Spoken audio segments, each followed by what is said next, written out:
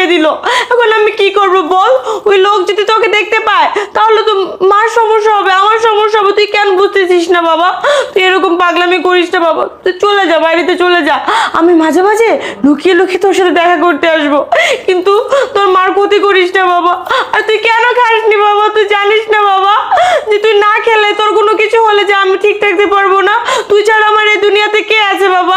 শোন বাবা, তুই এরকম পাগলামি করিস না, আর তুই এখান থেকে চলে যা, ঠিক আছে?